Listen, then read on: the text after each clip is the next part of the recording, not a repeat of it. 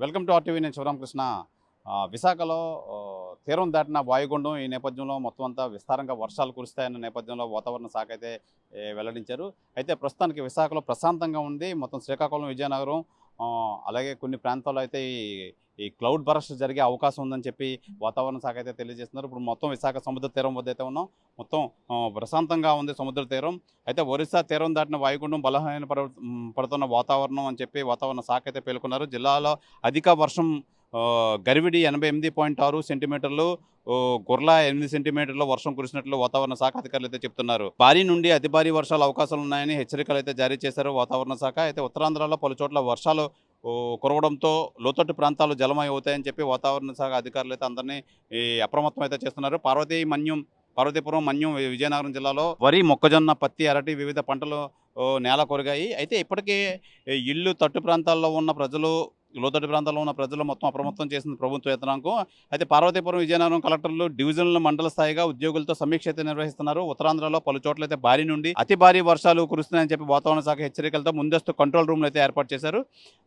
అయితే వాతావరణంపై జిల్లా అధికారులు వీడియో కాన్ఫరెన్స్లో మాట్లాడి మంత్రి కొండపల్లి శ్రీనివాసు, అలాగే విజయనగరం సంబంధించి శ్రీకాకుళం యంత్రాంగం అంతా మొత్తం అయితే అయింది. దీని ఎఫెక్ట్ ప్రధానంగా విశాఖ చెదురుమదు వర్షాలు కురిసిన నేపథ్యంలో విజయనగరం, శ్రీకాకుళం దీని ఎఫెక్ట్ ఎక్కువగా ఉంటుందని చెప్పి అధికారులు అయితే అంచనా వేస్తున్నారు. అయితే నాగావళి, సువర్ణముఖి, వేగవతి, చంపావతి, గోస్తని నదులకు అయితే వరద పొంగే అవకాశాలు ఉన్నాయని చెప్పి అధికారులు అయితే తీర ప్రాంత ప్రజలకు అప్రమత్తం అయితే చేశారు. ఒడిశా గోపాల్పూర్ దగ్గర అయితే తీరం దాటిన నేపథ్యంలో తీవ్ర వాయుగుండంగా మారి వర్షాలు అయితే కురుస్తాయి. కోస్తా జిల్లాలో వాయుగుండం ప్రభావం శ్రీకాకుళం, మన్యం, విజయనగరం జిల్లాలో అయితే రెడ్ అలర్ట్ అయితే ప్రకటించారు. శ్రీకాకుళం, మన్యం, విజయనగరంలో ఫ్లాష్ ఫ్లడ్స్ అయితే పడే అవకాశం అయితే ఉందని చెప్పి వాతావరణ శాఖ అయితే అంచనా వేస్తున్నారు. విశాఖ, అనకాపల్లి జిల్లాల్లో భారీ వర్షాలు, కాకినాడ, కోనసీమ, తూర్పుగోదావరి జిల్లా, ఏలూరులో అయితే భారీ వర్షాలు అయితే పడతాయి. ప్రధాన పోర్టులో 3వ నెంబర్ ప్రమాద హెచ్చరిక అయితే జారీ చేశారు. తెలంగాణలో అన్ని జిల్లాలకు ఎల్లో అలర్ట్ అయితే జారీ చేశారు. తెలంగాణలో మోస్తారు వర్షాలు కురిసే అవకాశం అయితే ఉంది.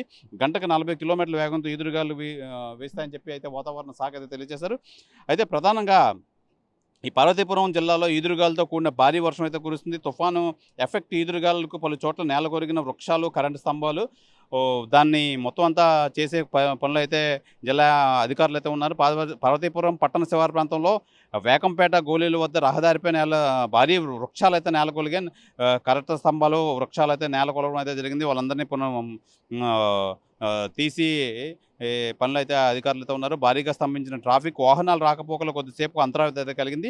పోలీసులు ఘటనా స్థలాన్ని చేరుకుని ట్రాఫిక్ని అయితే క్లియర్ చేస్తున్నారు. ఏదేమైనా దీని ఎఫెక్ట్ అయితే మటుకి ఈ నిన్న విశాఖలో ఒక అరగంట అయితే హుదూదుని అయితే తలపించిన నేపథ్యంలో మొత్తం మీద ఇది తీరం దాటి ఒరిస్సా గోపాల్పూర్ అయితే తీరం దాటింది. దీని ఎఫెక్ట్ తీరం దాటిన సమయంలో అయితే మటుకి దీని ఎఫెక్ట్ మొత్తం విజయనగరం, విశాఖకు తక్కువగా విజయనగరం, శ్రీకాకుళం అయితే దీని ఎఫెక్ట్ ఎక్కువ ఉంది.